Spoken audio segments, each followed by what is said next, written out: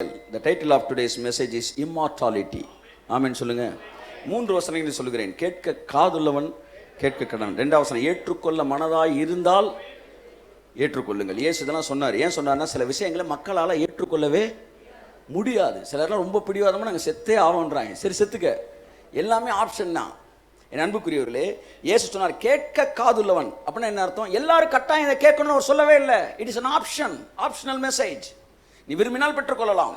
ஏற்றுக்கொள்ள மனதா இருந்தால் அதுவும் ஆப்ஷனல். இப்பவும் இந்த செய்தி எல்லாரும் கிடையாது. It's an optional. ஏற்றுக்கொள்ளலாம், ஏற்றுக்கொள்ளாம இருக்கலாம். ஓகே, பைபிள் சொல்ல அவர்கள் கேட்டறியும் திராணிக்கு தக்கதாக.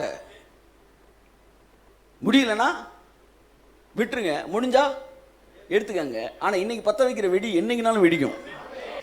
அப்படித்தான் இம்மார்டாலிட்டி. ஒரு ஓரத்தில் போய் உங்க சப்கான்சியஸ்ல உட்காந்துரட்டும். இயேசு நாமத்தில் கர்த்தர் பெரிய காரியங்களை செய்வார். திரும்ப வாசிப்போம். 15, 51, 52, 53. இப்போ வாசிப்போம்.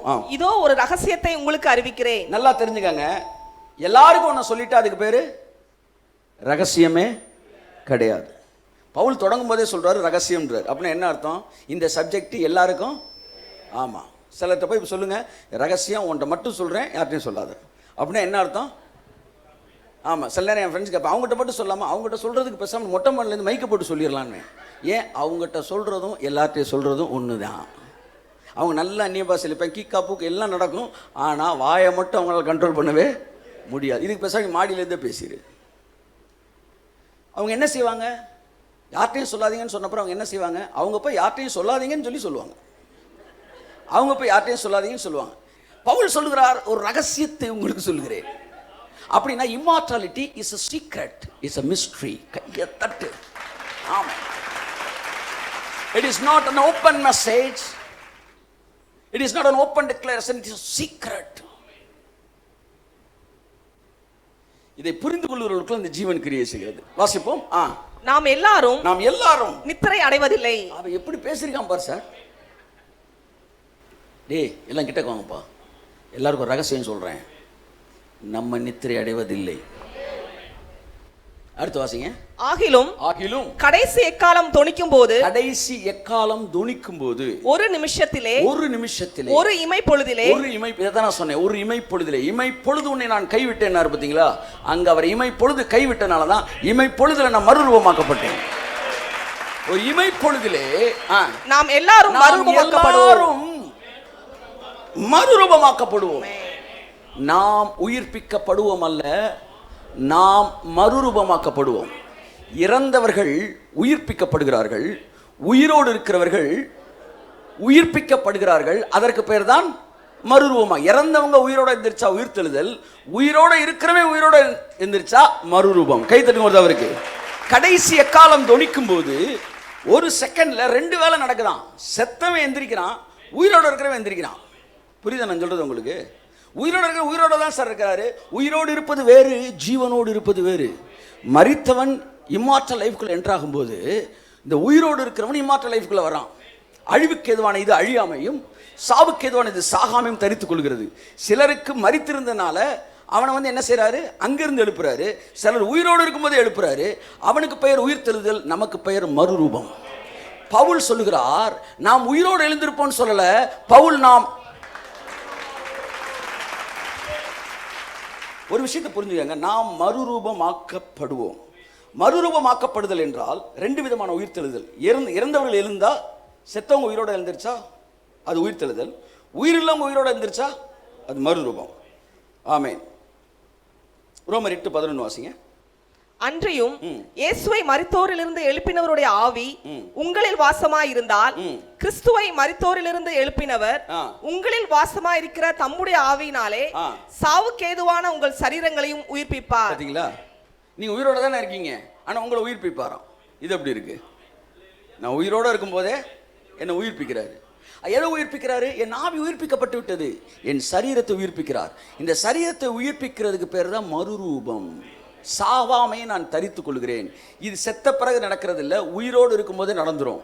இப்போ புரிகிற மாதிரி சொல்லவா? நீங்கள் உயிரோடு இருக்கும்போதே பரலோகத்தில் இருக்கிற அந்த ஃபார்மேஷனுக்குள்ள, இந்த பூமியில் இருக்கும்போதே அந்த செட்டப்புக்கு நீங்கள் வந்துட்டீங்கன்னா நீங்கள் மறுரூபம் ஆயிட்டீங்கன்னு அர்த்தம்.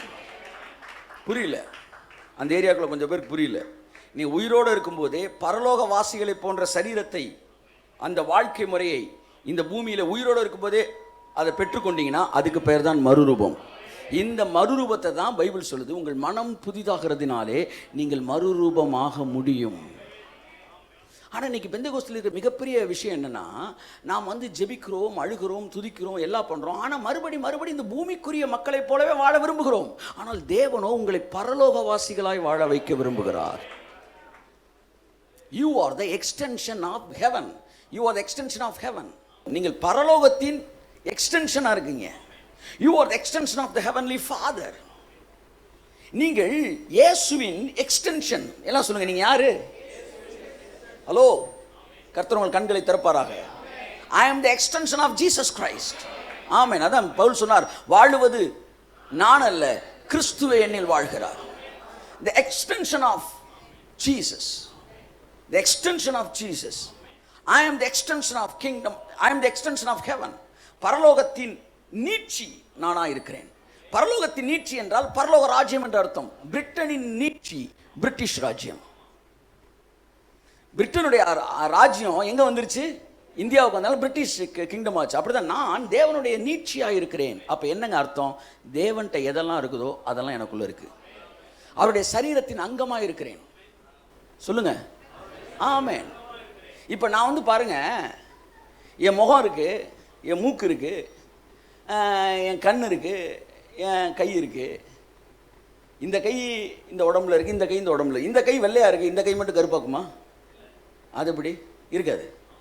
இந்த கை வெள்ளையா இருந்தா, இந்த கை கருப்பா இருந்தா, அப்படித்தான் அவருடைய இயேசுவின் சரீரத்தில் நான் ஒரு அங்கம் என்றால், இயேசுவினிடத்தில் வியாதி இல்லை என்றால் என்னிடத்தில் வியாதி இல்லை. அதான் பைபிள் சொல்லி, வெட்டி எடுக்கப்பட்ட கண்மலையும் நீ தோண்டி எடுக்கப்பட்ட துறவையும் கவனித்துப்பார். அதான் நான் சொல்றேன், 1 கிலோ அல்வாக்குன்னா அந்த அல்வாவில் முந்திரி பருப்பு இருக்கு, எல்லாமே இருக்கு, கோதுமை இருக்கு, இனிப்பு இருக்கு, எல்லாம் இருக்கு. அதுலேருந்து 100 கிராம் அல்வாவை என்ன செய்யறோம்? வெட்டி எடுக்கிறோம். பாருங்க, நீங்க எனக்குள்ள வந்து ஆலமரத்தில் பெரிய மீசை வச்சு ஒருத்தர் அல்வா வித்துக்கிட்டு இருப்பார் முன்னாடி. இப்போ ஆலமரமே இல்லை. அதில் வந்து இவ்வளோ பெரிய அல்வாவோட ஒரு பெரிய கத்தியோடு இருப்பார். அதில் வந்து சார் ஒரு வந்து 50 ரூபாய்க்கு அல்வா கொடுங்க அப்படின்னம்னா, அவர் கத்தியை நடுவில் வைப்பார்னு பார்த்தா வைக்கவே மாட்டார், ஒரு ஓரத்தில் வைப்பார். வச்சு கட் பண்ணி இவ்வளோ தான் தருவார். சாப்பிட்டுட்டு இந்த அல்வாவில் என்ன இருக்கும்? அந்த பெரிய அல்வா இருக்குது பார்த்தீங்களா, அதில் என்னெல்லாம் இருக்கோ அதெல்லாம் இந்த அல்வாவில் இருக்கும். மறுபடியும் உங்களுக்கு ஞாபகப்படுத்துகிறேன், அப்படியே உங்களிடத்தில் என்ன இருக்கு? இயேசுட்ட என்னெல்லாம் இருக்கோ அதெல்லாம் எனக்குள்ள இருக்கும். ஏனென்றால் என்னை அங்கிருந்து அங்கே வெட்டி எடுத்துருக்கிறாங்க. என்னை இயேசுட்டேருந்து வெட்டி ஐய தட்டுங்க ஆமென். நீ வெட்டி எடுக்கப்பட்ட கண்மலையும் நீ தோண்டி எடுக்கப்பட்ட துறவையும் பார். உன்னை ஊதுறப்ப அவருக்குள்ள இருந்து அந்த ஜீவன் உனக்குள்ள வந்துச்சு. என் அன்புக்குரியவர்களே, இப்ப இந்த உயிர்த்தெழுதல் வல்லமை நீங்கள் புரிந்து கொள்ளும்படி உங்களை அழைக்கிறேன். அப்ப அவர் சாவாமே தரித்து கொண்டார், நான் அவர் இருக்கிற பிரகாரம் இருக்கிறேன். ஆகையால் நானும் இந்த பூமியிலே இந்த சத்தியத்தை புரிந்து கொள்ளும் போது இந்த பூமியிலே நான் சாகாமையை தரித்துக் கொள்கிறேன், வியாதி இல்லாத ஒரு வாழ்க்கையை தரித்துக் கொள்கிறேன், நீடித்த நாட்களை நான் சுதந்திரித்துக் கொள்கிறேன். இந்த பூமியிலே நான் மறுரூபமாகிறேன். பரலோகத்தில் இருக்கும்போது என் சரீரம் எப்படி இருக்குதோ அதை பூமியிலே நான் வாங்கிட்டேன்னா அதுக்கு பேர் தான் மறுரூபம். கல்யாணத்துக்கு தச்ச கோட்டை கல்யாணத்து அன்னைக்கு போடுறீங்களா, அதுக்கு முன்னாடியே போட்டு பார்க்குறீங்களா? அன்னைக்கு போய் போட்டு பார்த்தீங்கன்னா நீங்கள் வந்து சரியில்லாத ஆள்னு அர்த்தம். அதை முன்னாடியே போட்டு பார்க்குறீங்க, ஏன்னா பின்னாடி தான் போட போகிறோம்னு. தேவன் என்ன செய்கிறாரு, நீங்கள் பரலோகத்துக்கு போகிறதுக்கு பின்னாடி என்ன சரீரத்தில் நீங்கள் இருக்க போறீங்களோ அந்த சரீரத்தை இந்த பூமியிலே உங்களுக்கு தருகிறார். அதற்கு நீங்கள் மரணத்தின் வழியாய் போக வேண்டும் அல்லவா? அந்த மரணத்தை உங்களுக்கு பதில் அவர் வாங்கிட்டாரு. எடுத்து டிக்கெட்டை கையில் கொடுத்துறாரு, நீ செத்துட்டப்பா. அப்போ எதுக்கு ஆண்டவரை கொடுக்குறீங்க? செத்த பிறகு என்னெல்லாம் வேணுமோ அதெல்லாம் நீ போய் வாங்கிக்கலாம். பரலோகத்தை பார்க்கணுமா? நீங்கள் இப்போ பார்க்கலாம். செத்த பிறகு யார் யாரை பார்க்கலாம்? பரிசுத்தவான்களை பார்க்கலாம்ல, இப்போ பார்க்கலாம். மறுரூபம் ஆயிட்டீங்கன்னா நீங்கள் எலியாவையும் பார்க்கலாம், மோசையும் பார்க்கலாம். கையெழுத்துங்க அவருக்கு. அத்தனை ஏஞ்சல்ஸ் விசிட்டேஷன் அதெல்லாம் சாதாரணமானது. மாம்சத்தில் இருக்கவனுக்கு அது பெரிய விஷயம். நீங்கள் வந்து இப்போ அவங்க ஏரியாவுக்குள்ளே வந்துட்டீங்க, ஒரே கிங்டம்குள்ளே வந்துட்டீங்க, நீங்கள் கிங்டம் ஆஃப் ஹெவனுக்குள்ளே வந்துட்டீங்க. So you can easily have the visitation of angels. என்ன சொல்ல, காட்ஸ் விசிட்டேஷனு. த ரிசன் ஒரு படம் ஹெச்பிஓவில் போட்டாங்க தான் நான் பார்த்தேன்ட்டீங்களா. ஏசு உயிர் தெழுந்த பற்றி எடுத்து கலப்பெல்லாம் எடுத்துருக்குறாங்க. அதில் இவங்க கடைசியில் பின்மாறி போய் மீனை பிடிக்க போகிறாங்க பார்த்தீங்களா. நான் மீன் பிடிக்க போகிறேன். அது டைமென்ஷன் தாங்க. டைமென்ஷன் ஒவ்வொருத்தரும் வசனத்தை வேறு டைமென்ஷனில் பார்க்குறான்.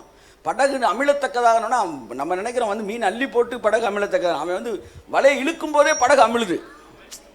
இப்போ மீனை எல்லாம் உட்காந்துக்கிட்டு இருக்கும்போது திடீர்னு பார்த்தீங்கன்னா கரையில் ஒருத்தர் அப்படி கிராஸ் ஆகிறாரு. கிராஸ் ஆகும்போது சொல்கிறாரு, cast net on right side அப்படின்னு போயிட்டு இருக்காரு.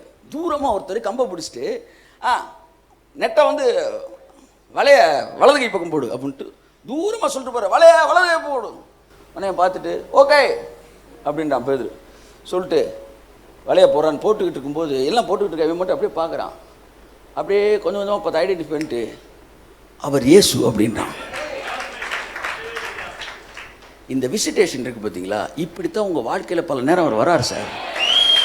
கொஞ்சம் கூர்ந்து பாருங்க, கொஞ்சம் கூர்ந்து பாருங்க, அவரை நீங்கள் கண்டுபிடிக்கலாம். ஆமென். நீங்கள் உயிர்த்தெழுந்த சாயலுக்குள் வந்துவிட்ட இந்த பூமியில் இருக்கும்போது இந்த சாயலுக்குள்ளே வரலாம். அதுக்கு பேர் தான் மறுரூபமாக்கப்படுதல். பைபிள் சொல்லுது நீங்கள் இந்த பூமியில் இருக்கும்போது மறுரூபமாக முடியும்.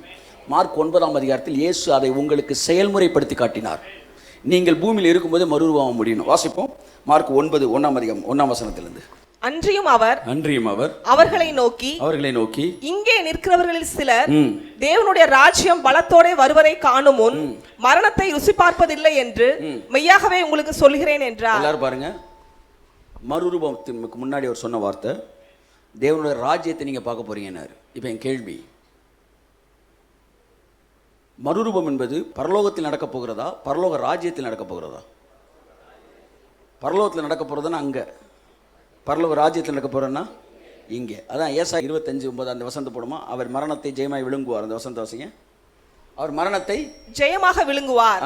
கர்த்தராகிய தேவன் எல்லா முகங்களிலும் இருந்து கண்ணீரை துடைத்து, நல்ல கவனிங்க, துடைத்து தமது ஜனத்தின் நிந்தையை மரணம் ஒரு நிந்தை, இந்த நிந்தையை பூமியில் இராதபடிக்கு, அண்டர்லைன் தி வேர்ட்.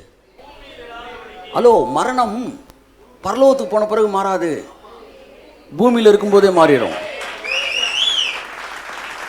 மரணத்தை பூமியிலே இல்லாத, மரணத்தை பூமியிலே இல்லாதபடி எடுத்துடுறாராம். எல்லாருமே மரணம் இல்லாத வாழ்க்கையை நம்புறாங்க. ஆனா எப்ப நம்புறாங்கன்னா பரலோகத்துக்கு போன பிறகு இருக்குன்றாங்க. ஆனா ஏசாயா பரலோகத்துல வந்து எடுப்பேன்னு சொல்லல, பூமியில. நல்லா கொடுங்க சார். ஆமா, என் 10 ரூபாய்க்கு வழி சொல்லுன்னு உட்காந்துருக்க கூடாது. அதுக்கு தான் வழி சொல்லிட்டு இருக்கிறேன். அல்ல இல்லையா? என்ன சார் என்னென்னமோ பேசுறீங்க, சம்பவம்ன்றீங்க. என்ன சம்பவம்? நீங்கள் அற்புதத்தை பற்றி பேசிக் கொண்டிருக்கிறீர்கள். நான் அற்புதம் தேவைப்படாத ஒரு வாழ்க்கையில் நீங்கள் வாழ்வதை பற்றி பேசிக் கொண்டிருக்கிறேன். உயிர்த்தெழுந்த வல்லமை பூமியில் இராதபடி மரணத்தை எடுத்து போடுகிற ஒரு வாழ்க்கை. சிலுவையிலே இயேசு கிரயம் கொடுத்தார். இன்னும் 5000 வருஷங்களுக்கு சிலுவையின் ஆசீர்வாதத்தில், சிலுவையிலிருந்து அவர் மரணத்திலிருந்து புறப்பட்ட ஆசீர்வாதங்களை பேச வேண்டும் என்றால் இன்னும் 5000 வருஷத்துக்கு பேசினாலும் அதிலிருந்து வந்துகிட்டே இருக்கும். நான் கையை தட்டுக்க. ஆமென், ஆமென், பிரைஸ் காட், ஹல்லேலூயா.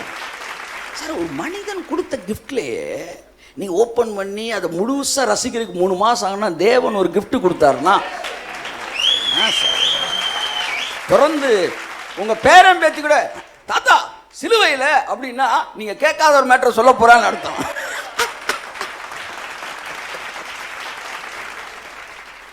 ஹல்லேலூயா.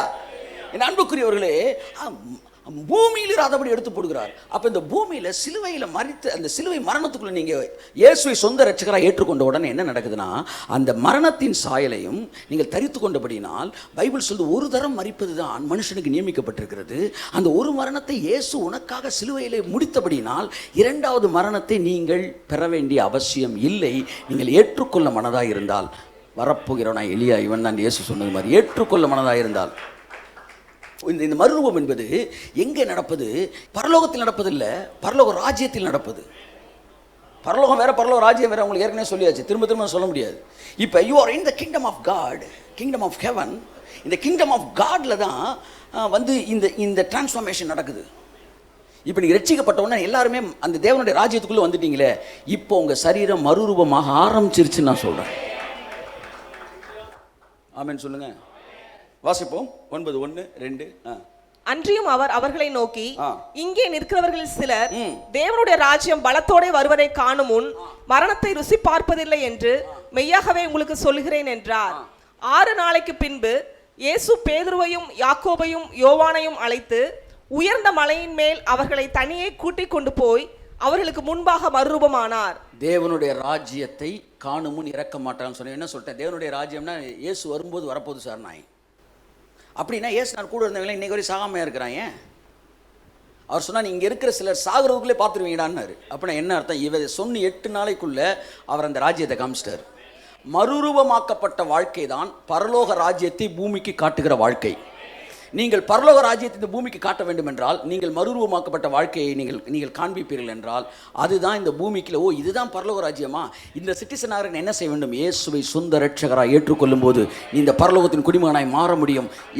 எங்களுடைய சரீரத்திலே டிஸ்பிளே ஆகிற இந்த குளோரியை, இந்த மகிமையை, இந்த ஆசீர்வாதத்தை நீயும் பெற்றுக்கொள்ள முடியும் என்று இந்த உலகத்திற்கு காட்டுவதற்காகத்தான் தேவன் நம்மை பரலோக ராஜ்யத்தில் குடிமகன்களாக வைத்திருக்கிறார். ஏதோ பாடுகளையும் பிரச்சனைகளையும் வாழ்ந்து உள்ளே இருக்கிறவனை பார்த்தா அது அதை விட கொடுமையாக இருக்குது. அவன் அப்படி தூரத்துலேயே ஒளியிறான். ஒளிஞ்சிட்டு சொன்னான், உடனே வாங்க தம்பி வாங்க அப்படின்ற மாதிரி கத்தியை கையில் வச்சுட்டு வாங்கடான்ன மாதிரி உள்ளே வந்தால் என்ன இருக்குது, பாடுகள் இருக்குன்னா வந்து இதுக்கு எதுக்கு இயேசு சிலுவையில் மரிக்கப்பட வேண்டும்? சத்தியம் மாற்றப்பட்டது, பிசாசினால் அது குழப்பப்பட்டது. உண்மை என்னவென்றால் உங்களுடைய பாடுகளை சுமந்து உங்களுடைய துக்கங்களை ஏற்றுக்கொண்டு உங்கள் பாடுகளை சிலுவையில் சுமந்தார். நமக்கு சமாதானத்தை உண்டு பண்ணும் ஆக்கினை அவர் மீது வந்தது. தேவன் நமக்கு வைத்திருக்கிற திட்டம் ஒரு நல்வாழ்வு, சிறப்பான வாழ்வு, ஈவன் மரணமே இல்லாத வாழ்வு. ஆமென் சொல்லுவோம். வாசம் 2ஆம் வசனம். 6 நாளைக்கு பின்பு இயேசு பேதுருவையும் யாக்கோபையும் யோவானையும் அழைத்து உயர்ந்த மலையின் மேல் அவர்களை தனியே கூட்டிக் கொண்டு போய் அவர்களுக்கு முன்பாக மறுரூபமானார். அவருடைய வஸ்திரம் உறைந்த மலையை போல் பூமியிலே எந்த வண்ணானும் வெளுக்க கூடாத வெண்மையாய் பிரகாசித்தது. அன்புக்குரியவர்களே, இதைத்தான் பவுல் சொல்லுகிறார். சாவுக்கு எதுவான இது சாவாமையும், மரணத்துக்கு எதுவான இது அழிவுக்கு எதுவான இது அழியாமையும் தரித்துக் கொள்ள வேண்டும். ஒரு இமை பொழுதிலே நாம் எல்லோரும் மறுரூபமாக்கப்படுவோம். இந்த மறுரூபத்தை இயேசு டெமான்ஸ்ட்ரேட் பண்ணி காமிச்சார் இந்த பூமியில. அந்த மறுரூபத்தை, இது தாண்டா மறுரூபம், இதை தாண்டா பவுல் சொல்ல போறான், நீங்க எல்லாம் இப்படி தாண்டா மாற போறீங்க. இந்த மறுரூபம் ஆன உடனே டக்குன்னு பார்த்தா எலியாவை பார்க்குறான். மறுரூபமாக்கப்பட்ட பிறகு இவங்க நேரம் வந்து இறங்கிடுவாங்க உங்கள்கிட்ட. எந்த அளவுக்குன்னா நீங்க ஜங்ஷன்ல வெயிட்டு தூக்க முடியாம நின்னா கூட கொண்டாங்க சார் நான் தூக்குறேன் அப்படின்னு வந்து நிற்பாங்க. யாருன்னா கொடுக்கும்போது நான் வந்து மிகாவில் கபீர் ஏதாவது பேர சொல்லிட்டு போவேன். இவங்கெல்லாம் ஒரு மேஜரான ஆட்கள். இந்த தூதர்களை பற்றிய அறிவு ஃபர்ஸ்ட் செஞ்சுரியில் எல்லாருக்கும் இருந்துச்சு. உங்கள் ஒவ்வொருவருக்கும் 2 தூதர்கள் இருக்கிறாங்க. அவர்கள் உங்களுக்கு பணிவிடை செய்வதற்காகவே இருக்கிறார்கள். ஆமென் சொல்லுவோம். தேவன் நமக்கு அதை வைத்திருக்கிறார். நீ அழகா பார்க்கலாம். தன் மகளை யாக்கோபுக்கு கல்யாணம் கட்டி கொடுக்கும்போது லாபான் யாரை கொடுக்குறான்? ராகேலை கொடுக்குறான். அடுத்து லேயாலை கொடுக்குறான். ராகேலுக்கு ஒரு வேலைக்காரியையும் லேயாளுக்கு ஒரு வேலைக்காரியும் கொடுக்குறான். ஸோ அந்த நாட்களில் பெரும் பணக்காரர்கள்லாம் தங்கள் பிள்ளைகளுக்குன்னு வந்து பிள்ளைக்குன்னு ஒரு தனியாக ஒரு ஆள் வச்சுருப்பாங்க. நம்ம அப்பா பெரிய பணக்காரர், அதனால இங்கே இருக்கிற ஒவ்வொருத்தருக்கும் 2 ஏஞ்சல் வச்சிருக்கிறார். முடிச்சு விட்டுருப்பா தம்பிக்கு. இனி வருகிற நாட்களில் அவைகள் மிகச் சாதாரணமாக உங்கள் வாழ்க்கை நடக்கும். ஏஞ்சல்கள் வந்து மனிதர்களாய் வருவார்கள், மனிதர்களே வந்து தூதர்களாய் உங்களுக்கு கடந்து வருவார்கள். ஆமென் சொல்லுவோம். இது வந்து உயிர்த்தெழுந்து மறுரூபமாக்கப்பட்ட வாழ்க்கையின் ஆசீர்வாதம். வாசிப்போம் சீக்கிரம். அப்பொழுது மோசேயும் எலியாவும் இயேசுவுடனே பேசுகிறவர்களாக அவர்களுக்கு காணப்பட்டார்கள். புரியுதா உங்களுக்கு? உயிர்த்தெழுந்த பிறகு இயேசு என்ன உருவத்துக்கு வருவாரோ அதை இப்பவே எடுக்கிறாரு. இதை எதற்கு உங்களுக்கு செய்து காட்டுகிறார் என்றால், நீங்களும் நானும் இயேசுவின் மரணத்தை விசுவாசிக்கும் போது, நான் தாங்க மரிச்சேன் விசுவாசிக்கும் போது இந்த உயிர்த்தெழுதலின் சாயலை நீங்கள் பூமியில் பெற முடியும். இதைத்தான் பவுல் சொல்றாரு, சாவுக்கு ஏதுவான இது சாவாமையும் தரித்து கொள்ள வேண்டும். அப்படி இந்த பூமியில சாகிறதுக்கு முன்னாடியே நீங்க இதெல்லாம் தரிச்சுக்கிட்டீங்க, உங்களுக்குள்ள காணப்படும் போது நீங்கள் அந்த மறுரூபத்துக்குள் வந்து விட்டீர்கள். 1 கொரிந்தியர் 15 அது வாசிங்க, அந்த 3 வசனத்தை. இதோ ஒரு ரகசியத்தை உங்களுக்கு அறிவிக்கிறேன், நாம் எல்லாரும் நித்திரை அடைவதில்லை, ஆகிலும் கடைசி எக்காலம் தொனிக்கும் போது ஒரு நிமிஷத்திலே ஒரு இமை பொழுதிலே நாம் எல்லாரும் மறுரூபமாக்கப்படுவோம். நம்ம சாகவே மாட்டோம் பவுல் சொன்னார். இப்ப அடுத்து நான் கடைசியா வரேன். அப்ப பவுல்லாம் ஏன் செத்தாரு? நீங்க மரணமே இல்லாத வாழ்க்கை பத்தி பேசிட்டீங்க, பவுல் ஏன் செத்தாரு? அந்த கொஸ்டின்லாம் நான் பதில் சொல்றேன் உங்களுக்கு. நாம் எல்லோரும் நித்திரையிலே கடைசி எக்காலம் தொனிக்கும் போது ஒரு நிமிஷத்துல இப்பொழுது நாம் எல்லோரும் மறுரூபமாக்கப்படுவோம். அடுத்து எக்காலம் தொனிக்கும், அப்பொழுது மரித்தோர் அழிவில்லாதவர்களாய் எழுந்திருப்பார்கள், நாமும் மறுரூபமாக்கப்படுவோம். நமக்கு உயிர்த்தெழுதலாம் நமக்கு மறுரூபமா? பக்கத்தில் தட்டி சொல்ல, நமக்கு உயிர்த்தெழுதல் கிடையாது, நமக்கு மறுரூபம். செத்தவனுக்கு உயிர்த்தெழுதல், நமக்கு செத்து உயிரோட எந்திரிச்ச உடனே என்ன சரீரம் வருதோ அதை நீங்க அப்படியே போறீங்க. விஐபி பாஸ் உங்களுக்கு. எல்லாம் சொல்லுங்க, எனக்கு விஐபி பாஸ். ஹல்லேலூயா. என் அன்புக்குரியவர்களே, we have a VIP pass. மரித்த பிறகு கிடைக்கிற உருவத்தை நாம் உயிரோடு இருக்கும்போதே பெற்றுக்கொள்கிறோம். அதற்கு பெயர் தான் மறுரூபமாக்கப்படுகிறோம். அடுத்த வசனம் வாசிமா.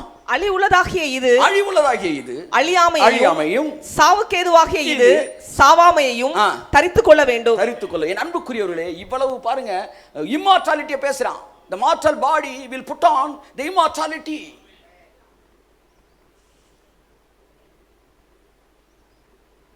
நீங்க ஏதோ ஒரு வசனத்தை எடுத்து பேசுறீங்க, அதுல இதுதான் அர்த்தமா இருக்கலாம், வேறவும் இருக்கலாம் என்கிற எண்ணமுடையவர்களாக நீங்க இருப்பீர்கள் என்றால், பளிச்சுன்னு ஒயிட் அண்ட் பிளாக்கா இயேசு பேசிட்டாரு. நீ குழப்பமே வேணாம், நான் உனக்கு சொல்றேன். வாசிப்போம். யோவான் 11ஆம் அதிகாரம் 25-26. மரணமில்லாத ஒரு வாழ்க்கையை பற்றி இயேசு பேசுகிறார். வாசிப்போம்.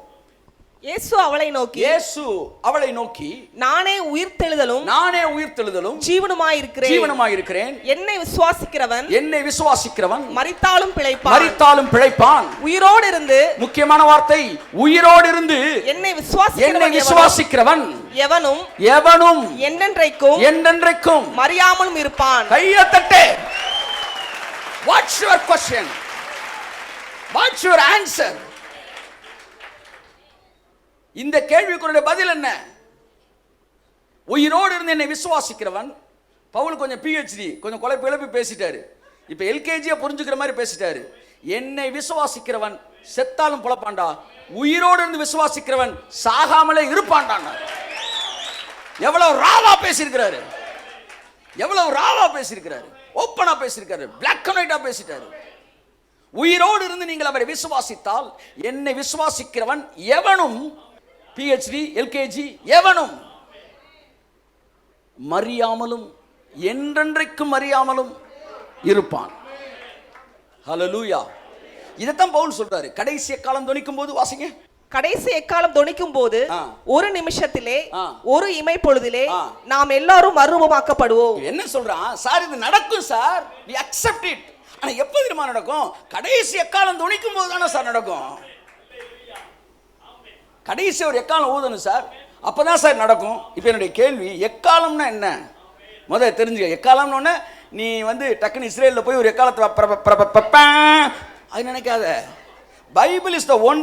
Bible only has the password to break Bible codes or unlock the Bible locks. Bible is the only solution, only answer to the questions in Bible.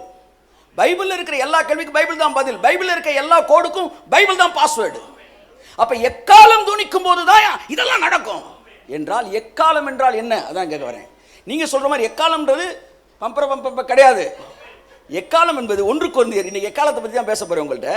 1 கொரிந்தியர் 14, 6, 7, 8, 9 இந்த வசனத்தை வாசித்தால் எக்காலம் என்றால் என்ன என்பதை நீங்க புரிந்து கொள்ளலாம். வாசிப்போம். மேலும் சகோதரரே, நான் உங்களிடத்தில் வந்து உங்களுக்கு ரகசியங்களை வெளிப்படுத்துவதற்காவது,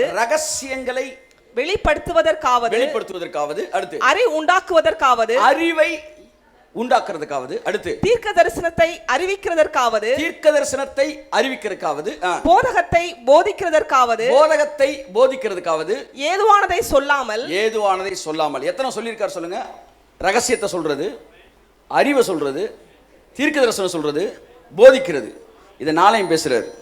இதற்கு வராமல் உங்ககிட்ட ரிபா காபா அந்நிய பாஷையில பேசிட்டு போயிட்டா உங்களுக்கு அதனால என்ன பலன் அப்படின்னு சொல்லிட்டு இந்த ரகசியங்கள்லாம் பேசுற சொல்லிட்டு எங்க கனெக்ட் பண்றாரு? 8வது வசனம் வாசிங்க.